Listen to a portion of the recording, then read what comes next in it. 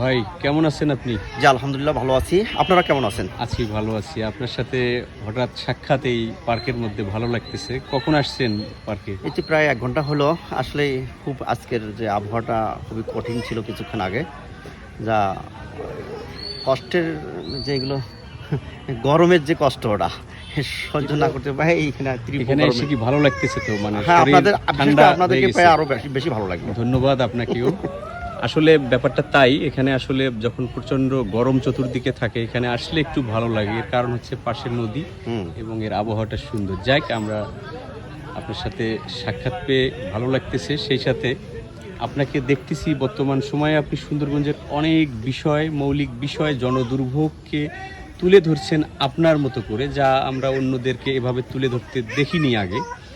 আসলে এই উদ্দেশ্যগুলো কি আপনার? আপনি কি চান? আপনার পেশাগত জায়গা থেকে সুন্দরগঞ্জের কি পরিবর্তনের সঙ্গে আপনি কাজ করতে চাচ্ছেন, একটু যদি বলতেন। আসলে বিষয় হচ্ছে প্রত্যেক ব্যক্তি তার নিজস্ব একটি দায়িত্ব থাকে। দায়িত্ব আমি মনে করি আমার এটা সচেতন, আমি নিজে সচেতন ব্যক্তি বা আমি সচেতন হিসাবে আমার একটা দায়িত্ব যে কোনো রাস্তাঘাটে যদি কোনো প্রকার কোনো ত্রুটি থাকে সেটাকে তুলে ধরা। আর আমি কাউকে পরোয়া করি না বা কাউকে কোনো দ্বিধাবোধ করি না। কে আমাকে বলবে কে বলবে না। আপনার পরিচয়টা একটু জানা ছিল। জাস্ট আমি নূর আলম সিদ্দিকী, আন্তর্জাতিক বাংলাদেশ মানবাধিকার কমিশন প্রচার ও প্রকাশনা সম্পাদক, কেন্দ্রীয় কমিটি, ঢাকা। অন্য কোনো পত্রিকায় ক্রাইম রিপোর্টার, অপরাধ তথ্যচিত্র, আর তিস্তা নদী ভাঙন রোধের সংগ্রামী সফল আহ্বায়ক। প্রকাশিত কোথা থেকে? এটা ঢাকা থেকে। দৈনিক এটা সাপ্তাহিক অপরাধ তথ্যচিত্র। ভাই। স্টারগুলির সময় কখন? আপনার প্রতি সপ্তাহে। ভাই, আপনি কি কোনো রাজনৈতিক দলের সঙ্গে জড়িত আছেন কি? না, আমি কোনো রাজনীতির সাথে জড়িত নাই, কখনো ছিলাম না এবং এখনো নাই। বিগত দিনেও ছিলেন না, বিগত দিনেও ছিলাম না, এখনো নেই এবং ভবিষ্যতেও রাজনীতির সঙ্গে জড়িত হওয়ার কোনো কোনো পরিকল্পনা নেই। চিন্তা চেতনা নাই। ধন্যবাদ। আপনি একজন নিরপেক্ষ সাংবাদিক হিসেবে আপনার যে চিন্তা ভাবনা রাজনীতির সঙ্গে জড়িয়ে না পড়া, অত্যন্ত এটা একটা ভালো বিষয় আমি মনে করতেছি। এবং সেই সাথে এই সুন্দরগঞ্জের সমস্যাগুলো সম্পর্কে যদি আপনি একটু বলতেন, মানে আসলে মূল সমস্যাটা কি সুন্দরগঞ্জ উপজেলার আমাদের, কি মনে করেন আপনি? সুন্দরগঞ্জের মূল আমাদের সচেতনতা কম।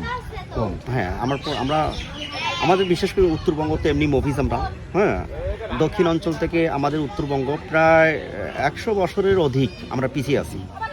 দক্ষিণ অঞ্চল থেকে উত্তরবঙ্গ আমরা যে এই যে পিছিয়ে আছি অন্যান্য এলাকার চাইতে, আসলে এর কি কারণ মনে করতেছেন আপনি? আসলে এগুলোর আমরা যে অন্য এলাকার চাইতে অসচেতন বা পিছিয়ে আছি, এটার জন্য কি করলে আমরা সচেতন হতে পারবো? রাষ্ট্রের অন্যান্য মানুষের কাছে সচেতন এলাকার মানুষ হিসেবে আমরা নিজেদেরকে তুলে ধরতে পারবো কি করলে? আমি দুইটি কারণে দেখি। একটি হচ্ছে সচেতন তৈরি হওয়া, আর একটি হচ্ছে আমাদের দক্ষতা। সেটা কিভাবে তৈরি হবে? সোসাইটি কিভাবে সচেতন তৈরি হবে বলে আপনি মনে করেন? তৈরি হতে গেলে সর্বপ্রথম লোভ ছেড়ে দিতে হবে। আমাদের মধ্যে একটা লোভ বিশাল ব্যাপার। সাংবাদিকের ভূমিকা কি এই হ্যাঁ, যে অবস্থার উত্তরণে সাংবাদিকের ভূমিকা কি হবে? যে অবস্থার সাংবাদিকদের ভূমিকা হবে, উচিত হবে সে নিরপেক্ষভাবে সে তার সত্যকে প্রচার করবে। হ্যাঁ, কোনো রাজনৈতিক প্রভাবের ভয় পাবে না। সেটা কি আদৌ হয় আপনার মতে, কি মনে হচ্ছে? হ্যাঁ, সেটা কি সুন্দরবনে আদৌ হয়? না, সুন্দরগঞ্জ আদৌ হয় না। কেন? কারণটা কি? কারণটা হচ্ছে প্রত্যেকেই তার নিজের স্বার্থ দিক দেখে। প্রত্যেক ব্যক্তিদের স্বার্থ দিক দেখে। প্রত্যেক ব্যক্তি বলতে সাংবাদিক থেকে শুরু করি ধরেন। আপনি সাংবাদিকের বিষয়ে না, সাংবাদিক বলতে কি অধিকাংশ সাংবাদিক বলা যাবে না। অধিকাংশ সাংবাদিক ভালো আছে, কিছু সাংবাদিক ভালো মন্দ মিলেই একটা কিছু জিনিস চলে। সাংবাদিকের কারণে বা পুরো জাতি সাংবাদিকের উপরে কলঙ্ক সৃষ্টি হয়। কিন্তু সবাইকে তো না, অনেক সাংবাদিক আছে যারা অত্যন্ত ভালো, নিরপেক্ষ, যারা সমাজের প্রকৃত উন্নয়নের জন্য কাজ করে, এরকম সাংবাদিকও আছে। জি, সমাজে আছে। আমরা চাই ভবিষ্যতে সব সাংবাদিক সমাজের প্রতিবন্ধকতা দূর করার জন্য নিজের মেধা মননকে কাজে লাগিয়ে সমাজকে পরিবর্তন ঘটানোর চেষ্টা করবে, এটাই আমাদের প্রত্যাশা। তবে আমাদের যতক্ষণ পর্যন্ত আমাদের মেধা বিবেককে শুদ্ধ করতে পারি নাই, হিংসা, অহংকার, বিদ্বেষ এগুলো জন্য আমরা যতক্ষণ দূরে থাকতে পারি নাই, ততক্ষণ পর্যন্ত আমাদের উন্নয়ন হবে না। নিজের উন্নয়ন হবে না, জাতির উন্নয়ন হবে না, এবং কোনো রাষ্ট্রের উন্নয়ন হবে না।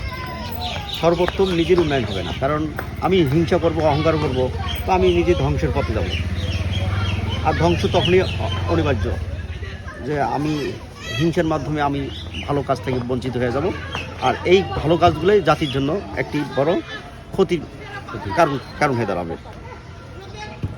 সুন্দর কথা বলছেন আপনি। আপনার তো আমি চাই সকলে আসুন, আমরা সুন্দরগঞ্জবাসী সুন্দর যেমন নামটি মানে সুন্দরভাবে গোছাইয়া নিতে পারি এই সুন্দরগঞ্জকে, হ্যাঁ, আরো সুন্দর করে আমাদের তুলতে সারা পারি। বাংলাদেশের জন্য প্রচার হয় যে সুন্দরগঞ্জ সুন্দর মানুষ, সুন্দর এলাকা বা সুন্দর উন্নয়ন এই সুন্দরগঞ্জ নামটার যেন আমরা ফুটিয়ে তুলতে পারি, মানে সার্থকতা। সার্থকতাকে তাকে তুলে ধরতে পারি, ফুটিয়ে তুলতে পারি। জি। ধন্যবাদ, আপনার সঙ্গে কথা বলে ভালো লাগলো। ভালো থাকবেন, আশা করছি আগামী দিনে আপনার সঙ্গে আবারও সাক্ষাৎ হবে। ধন্যবাদ আপনাকে। ধন্যবাদ আপনাকে। আসসালামু আলাইকুম।